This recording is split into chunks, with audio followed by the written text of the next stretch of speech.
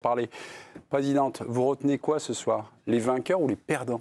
Le séisme, c'est évidemment les perdants. Vous l'avez dit, le Real Madrid a gagné 15 Ligues des Champions, ils sont les vainqueurs en titre, et là c'est un événement. Arsenal réalise une super performance en sortant le Real Madrid, mais ce qui nous choque, c'est que le Real Madrid s'arrête en demi-finale, c'est pas dans l'ADN de ce club. En quart de finale, c'est pas dans l'ADN de ce club. On peut s'imaginer que peut-être Carlo Ancelotti va être remercié à la fin de la saison. Évidemment, Kylian Mbappé, on va en parler parce que c'est sa première saison et c'est une saison qui n'a absolument pas abouti pour le Real, donc il va être ciblé et c'est normal qu'il soit ciblé. Le Real Madrid, quand il n'arrive pas au bout, c'est un événement. Et là, ça arrive en quart de finale face à une équipe qui n'a jamais gagné la Ligue des Champions et qui est en train de se reconstruire pour redevenir un très grand d'Europe. Donc c'est un séisme. Et en plus, ils perdent les 2 matchs. On va tous être choqués par ce qui s'est passé, même si c'est normal, l'élimination, parce que dans le contenu, l'Arsenal a été meilleur. C'est un événement que le Real se fasse balayer sur 2 rencontres. Pour les défenseurs d'Arsenal, c'est quand même un peu la nouveauté qu'Arsenal arrive dans le dernier carré. C'est le Jack Reacher de cette compétition, enfin en tout cas pour certains. En termes d'infos, ce qui prévaut, c'est la nouveauté. Depuis la fin des années 2000, en fait. Ils n'arrivaient plus. En 2009, la dernière demi-finale contre Manchester United. Oui, mais cette renaissance d'Arsenal, cette arrivée-là, finalement, en termes d'infos, en termes de nouveauté, si on se met sur une info, oui, puis c'est l'équipe qui en prend. Voilà, est-ce que... Non, mais c'est... Je vais voir les copains du Real. Je les vois jouer, elle arrive à maturité, ça fait 2-3 ans. Arteta, ça fait plus que ça. Oui. Qu'il est là, il a failli être éjecté dès le début. On lui a donné sa chance, il n'y a pas de souci. C'est une énorme équipe sur les 2 matchs. Tu te rends compte que le Real, quand même, avec 500 millions devant, la carrosserie. Et s'il ne fait pas une erreur, Saliba, il met 0 but sur 2 matchs, enfin. Et tu as tout misé, tu as fait all-in sur l'attaque. Il n'y avait plus personne. Ancelotti pleurait, même en décembre. J'ai entendu des interviews, il a prié des défenseurs. Il lui a dit, j'ai plus de sous, je peux pas. Et cette équipe, elle tient pas la route.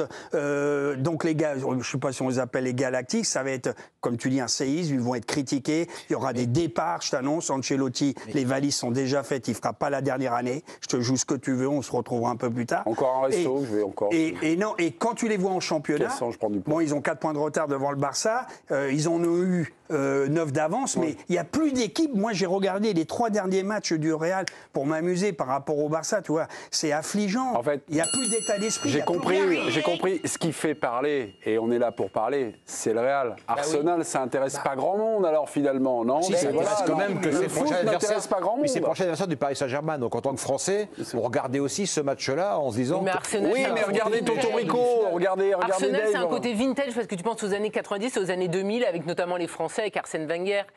Et tous ceux qui aiment Arsenal, les Français par exemple, qui sont supporters d'Arsenal, ils sont devenus supporters d'Arsenal dans ces années-là. Ouais. C'est bien. Aucun argument d'Olivier n'a été repris sur, on va dire, la maturité tactique, sur le match machin.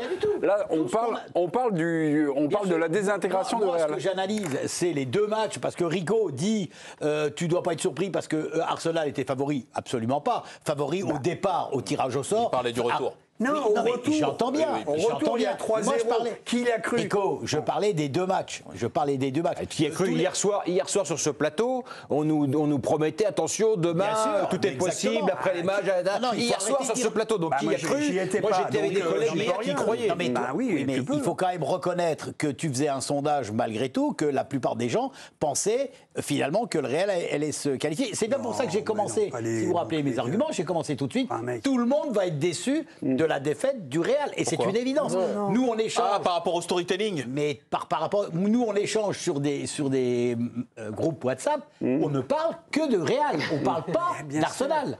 Donc on est bien d'accord, c'est quand même ça l'info. Ça ne vous regarde pas. C'est ça l'info, mais c'est toi qui le mets. Les informations que les gens échangent, c'est sur le Real. Mais le Real n'est pas bon, etc. C'est vrai qu'Arsenal passe complètement. Mais ce que fait Arsenal en termes de football sur le match aller et le match retour, c'est mérité, ça on est d'accord. Mais c'est pas mérité. Bah oui, ils sont meilleurs. Absolument. Non mais super. La réalité, Olivier, c'est que le. Mais je m'en fous de la réalité. Non, on a le droit de parler. Non, c'est la réalité du terrain.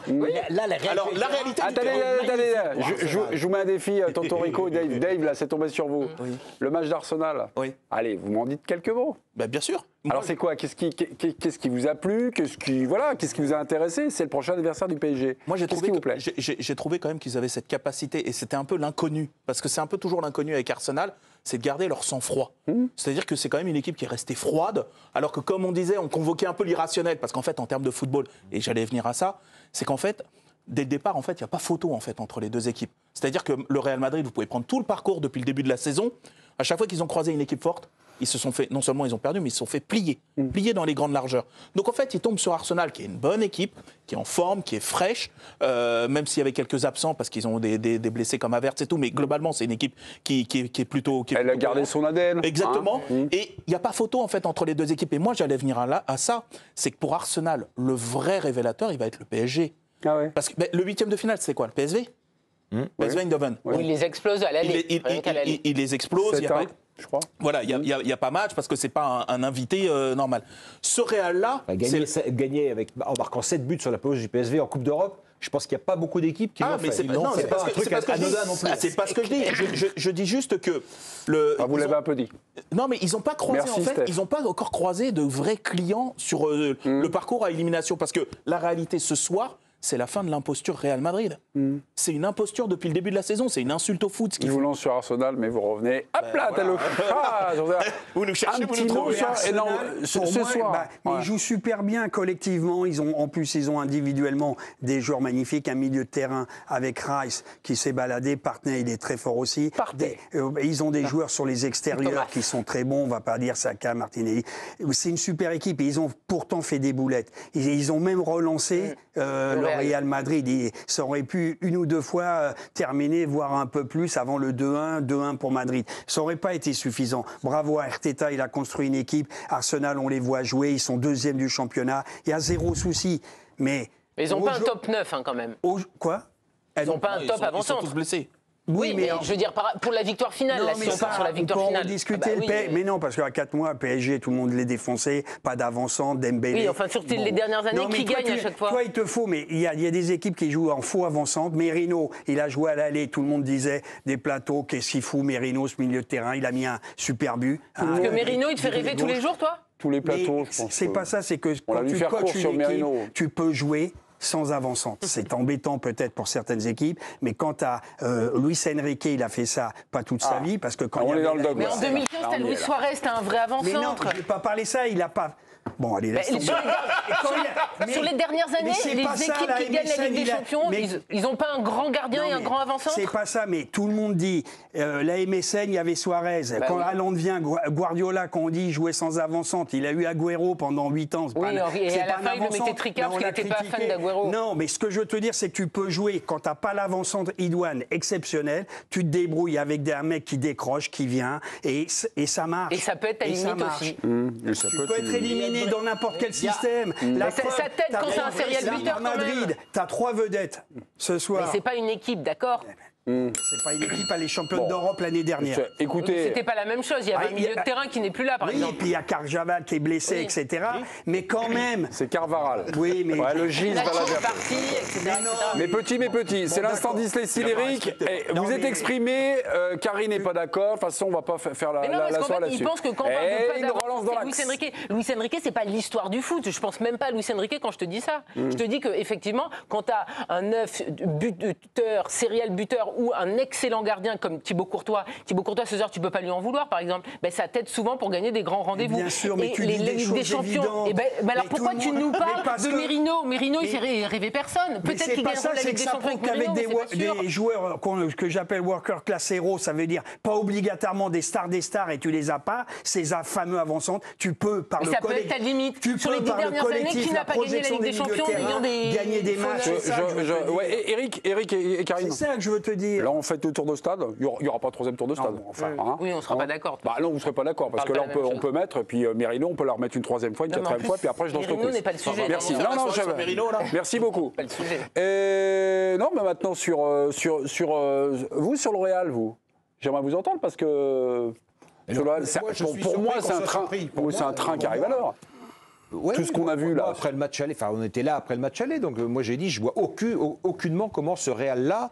Je veux dire, le foot, c'est pas de la magie. On invoque les sorciers, les esprits. Oui, peut-être. Mais la défaite au match aller, c'était pas un accident de parcours de Real, c'était logique. C'est une équipe qui a perdu 11 matchs cette année, qu'on a vu perdre à Lille, par exemple.